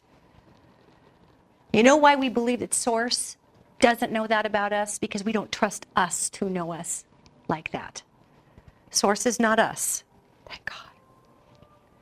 Source is the accumulation of all of us and then some stuff we can't even understand. And in this connectivity to one another, your needs are heard. Like attracts like in the spiritual universe. In spiritual physics, like attracts like. And I always say this, Match.com is the only place where opposites attract. Or magnets. Okay? Like attracts like when we're dealing in spiritual physics.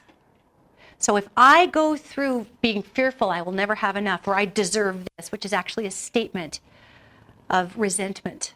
And I deserve means I have felt invisible and feel that I am due.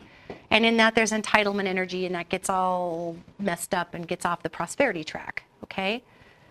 As opposed to, I am human, and I am part of the unlimited wealth that exists, and I am ready to receive mine. In whatever way I can handle it, to whatever capacity, I will receive it, because remember, universe isn't going to force a miracle on you. It's not the way it works. In whatever way I will receive it, I am ready to receive whatever it is. Who as a child, unless somebody was raised in a regrettable socioeconomic environment, who as a child gets up on Christmas morning and goes out to that tree and says, well, I better get what I deserved? No. You run out there and you tear into your presents because you're so excited to see what Santa brought you, even though you know it's your parents, but you're so excited to see what Santa brought. I know. Santa is real, actually. Spirit of Christmas, it's coming. It's almost here. Love it. No, Santa's real, baby. Spirit of giving is a real thing, and it's coming upon us.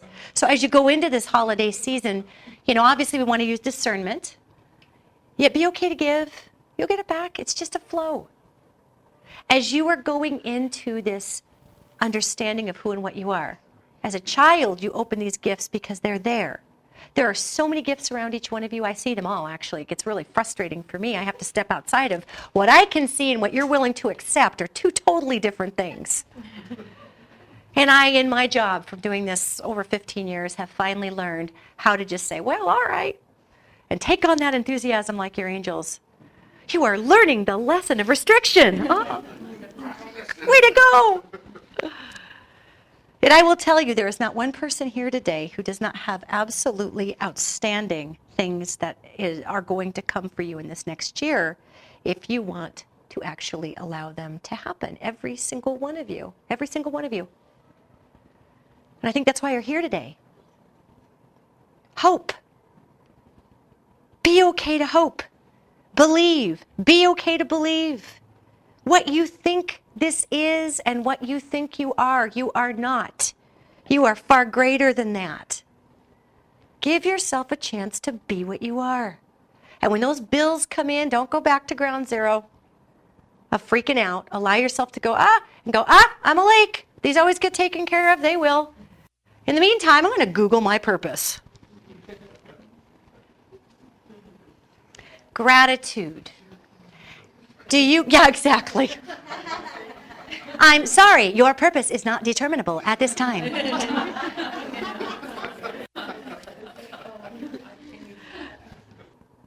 Are you willing to go where the universe wants to put you, even if it's not your idea? Are you willing to do that? All right, then. Boy, did I see just a crap load of timelines change. That's outstanding. Good. And when you're afraid, you don't have all the answers, remember, you're not supposed to. We have been sold the myth that we are completely in charge of absolutely everything. Rock on with that one. You are only in charge of your response to any given situation. So go in gratitude, go in excitement. Change is not a bad thing. Change is your impetus to something greater. If you are being asked to let go of certain things in your life to make room for other things, if that's what the universe is asking you to do right now and you don't want to do it, please don't blame prosperity physics for that. That's your choice. Let go of that which no longer serves you. Not because the bird in the hand is better than two in the bush. That's one way to look at it. Or as my Grandpa Louie used to say, wishing. You can crap in the hand and wish in the other and see which one fills up faster. So when life comes to you and universe comes to you and says, I have heard your petitions for prosperity. I am bringing you prosperity of the heart, the mind, the body, of the bank account. Bank account's very last on all that. I will bring you all of this. Yet what is required to make you the happiest are these small adjustments. Will you do it? Will you do it? Because that's what will be asked. And be okay to do it. And be okay to have some gray area. And be okay to have a particular month where all of a sudden it's like, oh God, do I need to ask my sister for some help this month? All right. If you are in transition and you have to ask for help, we are taught that that means you made a bad choice.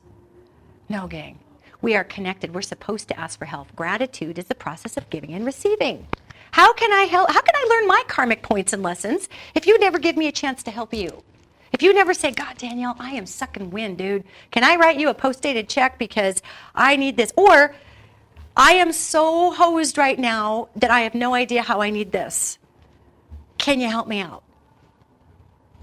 Well, God, as a matter of fact, I can. Who knew? And then I get to put that. And my lake has its drain out point, which means more is going to come in for me. When someone asks you for help, real, true help, you guys, and we know the difference between whiny, whiny, whiny, I want something, gimme, gimme, and somebody asking for help. We know the difference. When somebody truly asks you for help, have you considered that perhaps you are the answer to someone's prayer? So would you please enact your answer? Perhaps you are the answer to somebody's faith in humanity in that moment. And you think the universe is going to run you up a flagpole and let your keister hang out for helping? Oh, no. That's not how it goes. Obviously, there are professional con men and this and that, but that is not humanity. That's a few people in humanity. And I guarantee every single person in this room knows the difference between somebody who truly needs help and somebody who's trying to con you out of $5. Be grateful that what you have every moment is provided for you. And be excited about what you have coming in as prosperity in this next year. And you know what your purposes are. And for those that would sit there and say, I don't know what my purpose is, I don't know. Now, what actually that means is, I'm not trying to be tough love Tilly, but here it is. What that means is you do not trust to listen to yourself. And you've gotten out of the trust with yourself. And it's time that only you teach yourself to trust yourself about what you like. And you can come see somebody like me that talks with your angels, and we can work on that trust. Yet your angels are never going to tell you what your purpose is, because that's part of your greatest karmic lesson of being here, is to trust yourself. I had a person come in, got kind of mad at me. That happens periodically. Because they wanted to know what their purpose was, and their angels gave them all these things they were good at. And this woman got really irate. She goes, I didn't pay you to tell me what I'm good at. I know what I'm good at. I want to know what my purpose is. I said, well, actually, apparently you don't know what you're good at. And we sat in silence for a bit. Because the issue is trust. So trust yourself. Everybody here knows what your purpose is. You know what your calling is, you guys. It's okay if you can't remember right now because you have yourself convinced it's something else. Give yourself a minute to go back to that time in life before these voices happened. You got to make a sensible choice. That's not going to make you any money. What did you go do a damn fool thing like that for? You know, that's a pipe dream. You're going to go broke and be starving, and your sister's going to laugh at you. You'll never be able to provide for your kids. You go back before in your consciousness, before you started believing all that. And remember what you are. If you want to bring healing into the world, do it. Figure out how to do it, Google it. Want to bring beautiful opportunities to people, do it. You want to go be a Mason, do it. You want to grow an eco farm with hybrid peas, go do it. I will buy your hybrid peas. I like peas. But be fearless in what you are. And I will leave you with this, because this is what they're leaving me with. To leave this room with the idea that money is out of your reach because it belongs to someone else is to buy the biggest lie of all. It belongs right here. And you can accept or disallow as much as you like. Yet in order for you to have it flow, be okay to just do what it is you do. And do it all the way. Do it all the way. I know certain people who are very gifted spiritually in certain ways, but they're afraid to really let people know that in their job because they're afraid how the world will look at that, see? Well, have you ever thought that maybe that's not where you're supposed to be then? If you have to hide a majority of your gifts and talents and pretend to be somebody you're not because you'll lose your credential, maybe you're not supposed to be there. So go where you're supposed to be. How many of you have been asked dead on in your life questions either about spirituality or about yourself, and you've lied? You've lied. And that person's trying to open a dialogue with you about possibility because maybe they're trying to explore themselves. So maybe they might have said to you, do you ever feel like you know what's going to happen when somebody calls? Do you ever feel like that? And you lie. Well, of course not. I'm a banker. That is disingenuous. Has anybody ever asked you, do you believe that there's lots of different versions of God, or do you believe that there's only one God, and you don't answer what you really think because you're deathly afraid that answer is going to get you disqualified from the conversation? Guys, this is the universe giving you a chance to bring who you are to the table because you are somebody's opportunity to learn and grow, and maybe they're your opportunity as well. Own everything you are. Be grateful for everything you are. It is prosperity and authenticity cannot be separated. So please, please do yourself a favor. Stop thinking about money as dead presidents. Stop thinking about money as your bank account. Stop thinking about money as taxes. Stop thinking about money as something external. It's not. It is the way you live. It is your contribution to the world. It is how you apply yourself. It doesn't mean you can't work for a big corporation and be in authenticity with yourself. You can, if that's your calling. If it's not, please stop yelling at the universe about your unwillingness to execute your calling. Is this making some sense today? Be fearless. Be grateful. Be brave. Don't feel like you need all the answers because you don't.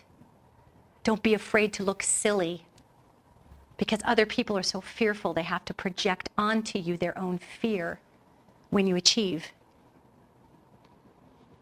Don't be afraid of change. It's what brings you liberation. Don't fear asking for help because it gives you an opportunity to give. And don't fear giving when somebody else asks you for help. If I ask you for help and you give to me, I actually just gave to you. I gave to you an opportunity to give. I helped your lake. So, please, stop making the dead president prosperity. Go with the flow, be in the flow, and you have got this. Be courageous. Prosperity is the mind, it is the body, it is the spirit. Money is the very end of all of that. So engage the mind, the body, and the spirit in your purpose. Prosperity follows.